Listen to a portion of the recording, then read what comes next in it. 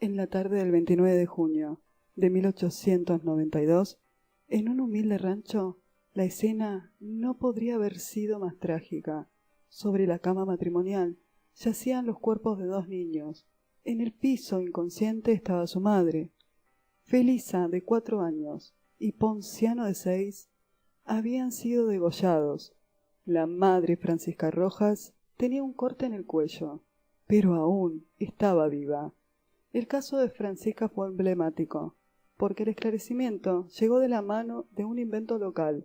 Fue la primera vez que se descubrió un crimen utilizando un método experimental. Sistema de identificación dactiloscópica de Juan Bucetich. Hoy les traigo, atrapada por sus huellas, el caso de Francisca Rojas. Comencemos.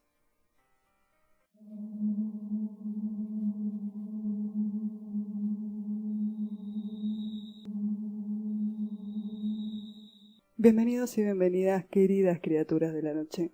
Mi nombre es Lucila Castro Díaz. Soy escritora de novela negra, thriller de terror y misterio. Te cuento que en este canal siempre vas a encontrar literatura, cultura, mitos y leyendas. Te cuento que me puedes encontrar fácilmente en las redes sociales, tanto en Instagram como en Facebook. Si querés conocer mi trabajo, en la caja de descripciones siempre te dejo todos los enlaces a mis sitios. Comencemos con este escalofriante caso, el de Francisca Rojas. Lo tengo publicado en mi blog hace como 10 años y siempre me gustó este caso y por eso quería traerlo a mi canal. Pasaron 129 años de este horrible caso que pasó a la historia. Gracias a este avance se nombra el 1 de septiembre como Día Mundial de la Criminología. En 1892, en Necochea, un padre encuentra a sus hijos degollados. La madre acusa a un amigo suyo. Así empieza la historia de un hecho sangriento que llevaría a la primera demostración del método dactiloscópico inventado por Juan Bucetich. En la casa de los Caraballo, en el cuartel tercero de Necochea, tuvo lugar un doble crimen que marcaría un antes y un después en la investigación criminal. Me gustaría aclarar algo de la foto de Francisca Rojas. En muchos lugares vi que están utilizando esta foto para decir que es Francisca Rojas, pero hay varios detalles de esta foto cuando estaba investigando el caso que me llamaban la atención. En un principio iba a usar esta foto como si se tratara realmente de Francisca Rojas, pero lo que me llamaba la atención era la ropa, la calidad de la fotografía. Recordemos que el caso de Rojas fue en el 1892. No había esta calidad fotográfica. Eso fue lo primero que me llamó la atención cuando vi varios lugares que estaban utilizando esta foto como la verdadera Francisca.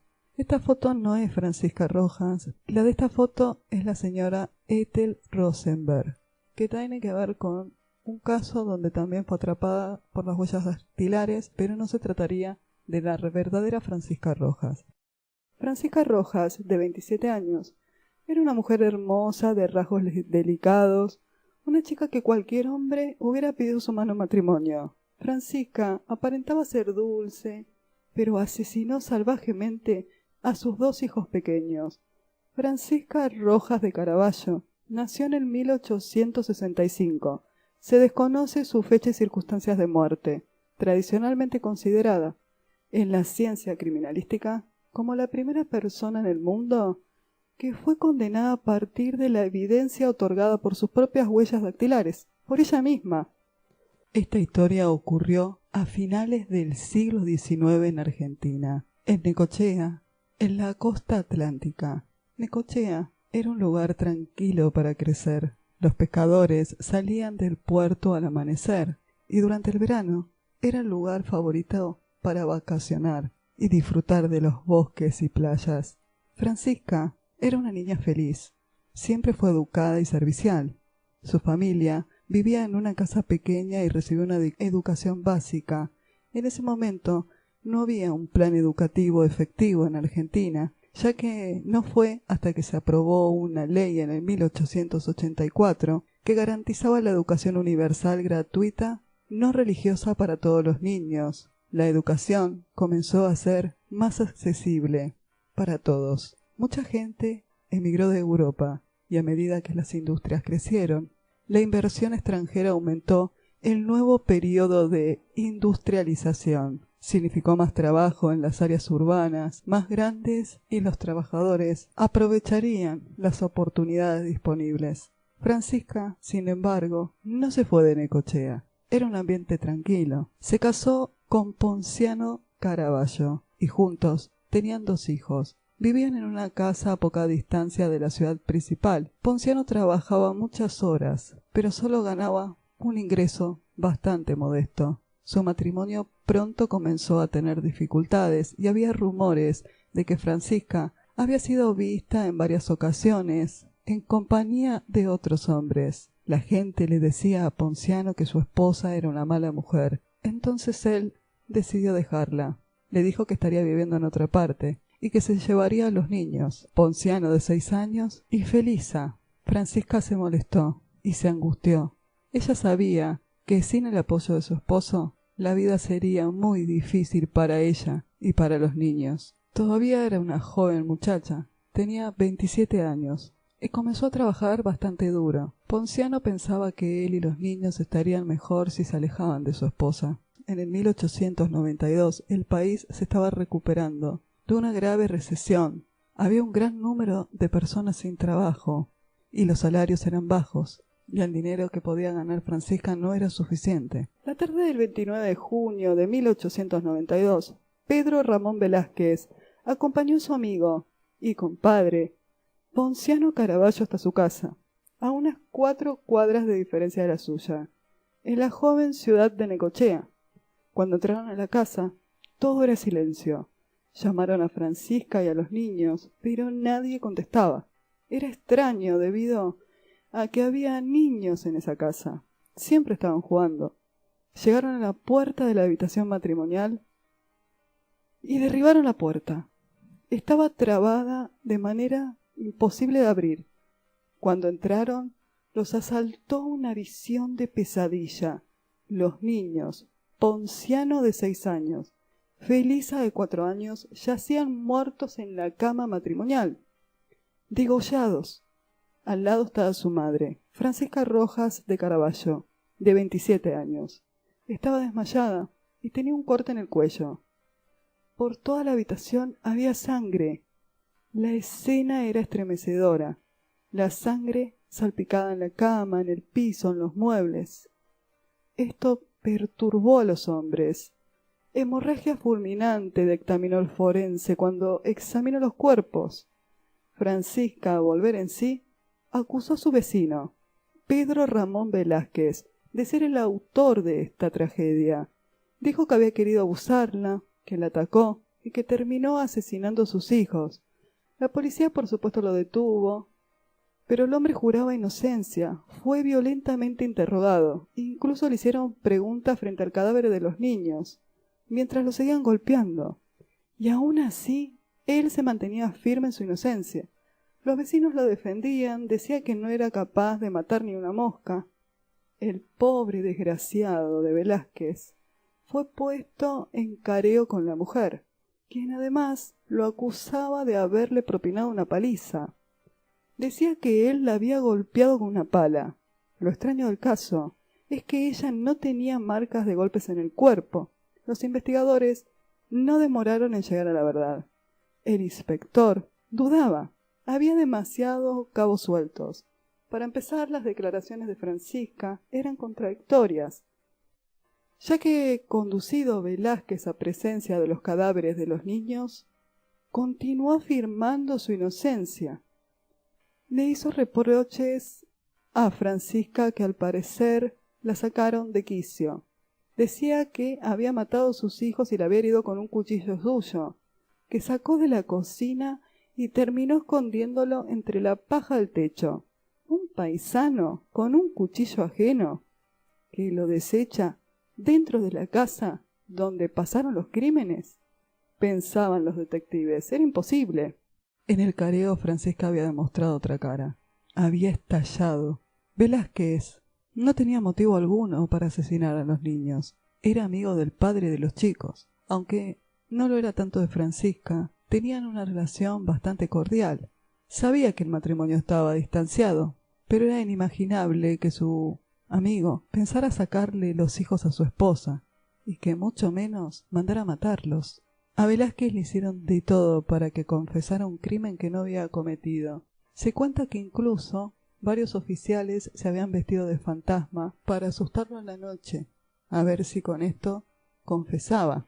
También, aparte de haber sido llevado frente a los cadáveres de los niños en varias ocasiones, una noche lo dejaron esposado en la camilla donde estaban los niños muertos durante toda la noche. No iba a declararse culpable de un crimen que él no había cometido, pese a las torturas a las que fue sometido. Uno de los investigadores, Álvarez, desconfiaba de Francisca. La mujer dijo que el asesino la había desmayado a golpes con una pala, pero esa herramienta apareció doblada, lo que hizo sospechar que ese castigo era imposible, ya que cualquier golpe que doblara la pala hubiera sido una muerte instantánea para Francisca.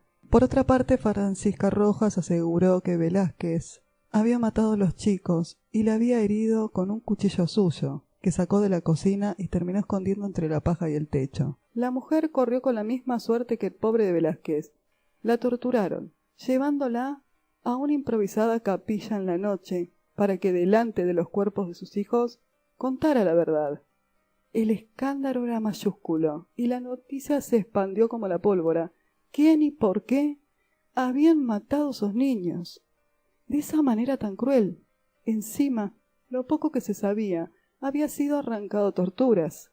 El señor Caraballo, el padre de los niños, le dijo a la policía que el día anterior, cuando fue con Velázquez a recoger a los niños, ella se negó que los niños fueran con él, y esto provocó una gran discusión, y eventualmente la agredió. Había varios testigos que aseguraban que Velázquez había estado con ellos en el momento del crimen. Las policías tomaron sus declaraciones, las cuales coincidían con todo. Volvieron a interrogarlo. Velázquez dijo que la mañana del crimen, Francisca había ido a su casa y había tenido una acalorada discusión con su esposa. Él también afirmó que cuando se fue, Francisca estaba muy enojada. La policía había pensado que el señor Velázquez pudo haber ido a la casa después de la discusión, pero tenía una coartada firme. Y también estaba el hecho de que la puerta estaba cerrada desde adentro. Empezaron a preguntarse si el autor del crimen pudo haber sido alguien que no fuera Velázquez. Una semana después del suceso, Francisca pudo ser examinada por el médico, aunque ya no estaba en estado de shock. Afirmó que estaba completamente recuperada por el golpe que presuntamente había recibido en su cabeza, aunque sin embargo el examen de los médicos no pudieron encontrar ningún hematoma, y esto parecía extraño. Las declaraciones de Francisca no tenían ningún sentido. Tenía heridas muy leves, y la puerta había sido cerrada con llave, y luego forzada. No había muchas evidencias para acusar a Francisca, y tampoco para acusar al vecino. Parecía que el crimen había sido cometido por alguien que sabía muy bien lo que hacía.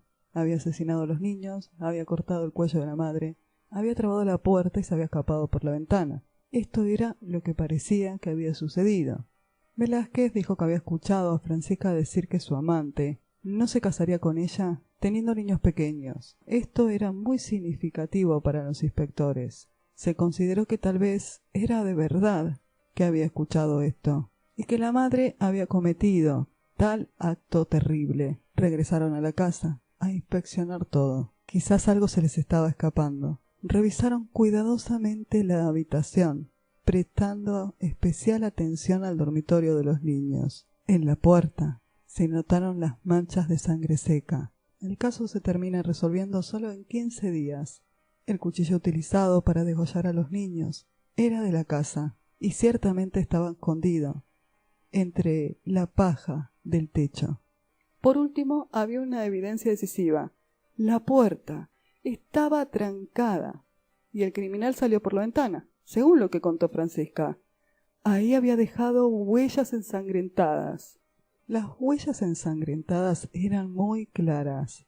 se notaba que la mano que había dejado aquella huella era pequeña, demasiado como para pertenecer al hombre que estaban acusando. Encontraron una huella dactilar ensangrentada en el buzón de la puerta de la casa, ya que la madre negó haber tocado los cadáveres de los niños. ¿Por qué estaban las huellas ahí? Por lo tanto, la huella en cuestión solo podría provenir del propio homicida. Según los propios dichos de Francisca, no había tocado en ningún momento a los niños.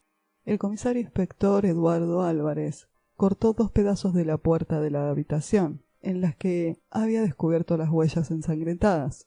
Era la primera vez que se dilucidaba un crimen con el método de Vucetich. En julio de 1892, Vucetich recibió los trozos de madera y las huellas del sospechoso. Su análisis fue contundente.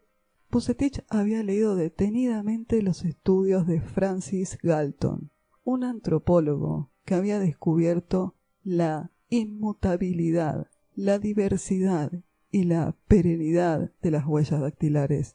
El sistema de identificación por los dibujos de las huellas dactilares se venía estudiando desde la antigüedad, desde el nacimiento de las personas hasta los cadáveres. Se descubrió que el dibujo de la yema de los dedos y la planta de los pies, inclusive aún en un cadáver, permanecen invariables. Vucetich entonces se propuso desarrollar un método para que las huellas fueran aplicables a la identificación de las personas y que conviviera con el sistema antropométrico. Galton proponía utilizar 40 rasgos para la clasificación de las huellas. Vucetich usó solo 10 y las separó en 4 grupos: arcos, presillas internas, presillas externas y verticiclos. Este sistema, al que llamó icnofalongométrico, quedó inaugurado el 1 de septiembre de 1891, fecha en la que se conmemora el Día Mundial de la Criminalística. Vucetich demostraba que las huellas digitales no se modifican a lo largo de la vida del individuo y que brindan los elementos necesarios para determinar su identidad. Las manchas que se suponían que pertenecían a un hombre, el supuesto asesino de los niños Caravaggio, eran en realidad de una mujer. Su análisis fue contundente. Las huellas dactilares afirmaban que la asesina había sido la madre. Se determinó que tales huellas digitales no pertenecían a Velázquez, sino a la propia Francisca Rojas. Una vez que fue confrontada con dicha irrefutable prueba, Rojas terminó confesando haber asesinado a sus 2 hijos. Encontraron un trapo en las inmediaciones del pozo, con señales evidentes de haberse utilizado para secarse las manos. Lo habían intentado ocultar en el pasto. Se constató que fue el que utilizó Francisca después de haber degollado a sus hijos al lavarse las manos. Había salido por la ventana y así fue como había dejado plasmada sus huellas dactilares en la puerta al cerrarla y en la ventana. Después de varios días, Francisca confesó haber tenido un altercado con su comadre, Cándida Roldán, con motivo de unos cuentos que le habían hecho llegar a los oídos. Esposo de dicha mujer, Ramón Velázquez. Después de esta acalorada y terrible discusión con la esposa de Velázquez, Francisca se fue molesta hacia su casa. Llegó a su casa, fuera de sí, sin saber lo que hacía. Fue a la cocina y tomando un cuchillo degolló a sus 2 hijos, intentando, con esto, echarle la culpa al amigo de su marido, quien se había metido entre ella y su amante. Él y su esposa le habían dicho a Ponciano que ella estaba teniendo un romance, y era por esto que él se había separado de ella y que quería quitarle los niños. Francisca intentó infligirse una herida en el cuello, pero no fue muy profunda. En el 1894, el tribunal la condenó. Se quebró y dijo que prefería matar a los chicos antes que dárselos a su marido, Ponciano Caravaggio, de quien ella estaba separada. Velázquez fue liberado y Francisca condenada. Francisca fue condenada el 20 de septiembre de 1894, en Dolores, por el delito de doble homicidio de sus hijos menores. La condenaron a una pena por tiempo indeterminado en la cárcel.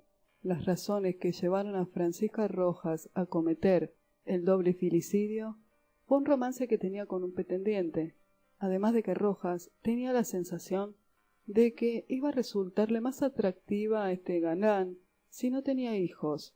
También la propia Francisca dijo que prefería ver muertos sus hijos y morir ella misma antes que dejarlos con su marido. Se considera que Rojas fue la primera persona condenada a un nivel mundial basándose en la prueba o evidencia criminalística otorgada por sus propias huellas dactilares. Francisca cometió un delito atroz en el que la perversidad de sentimientos estalla sin una cumbre de piedad contra sus propios hijos inocentes. Bucetich enfermó de cáncer y falleció el domingo 25 de enero de 1925. Este caso es aterrador, maravilloso. ¿Cómo pudieron atrapar a esta asesina por sus huellas dactilares? Por primera vez en la historia de la criminología, lograron atrapar a una asesina por sus huellas. Este caso a mí siempre me gustó y por eso quería traérselos. En la caja de descripciones van a encontrar todos los enlaces a mis sitios web y pueden leer este caso en mi blog. Este y la mayoría de los casos que traigo a este canal lo pueden leer en mi blog. Espero que te haya gustado este caso tanto como a mí y me gustaría que me dejes un comentario acerca de qué te pareció este caso donde una asesina es atrapada por primera vez por sus huellas dactilares. La primera mujer atrapada por sus huellas dactilares. ¿Y qué otro caso te gustaría escuchar en este canal? ¿Qué otro caso te gustaría que investigue? En este canal vas a encontrar una lista sobre casos argentinos. Los casos que traigo a este canal siempre son antiguos. Vas a encontrar casos del 2000 para abajo. Nunca hago casos del 2000 en adelante porque a mí me fascinan y me encantan los crímenes del pasado. Son mi debilidad. Si te gustó este informe, te invito a que te suscribas a mi canal y me dejes un comentario. Nos vemos en el próximo video.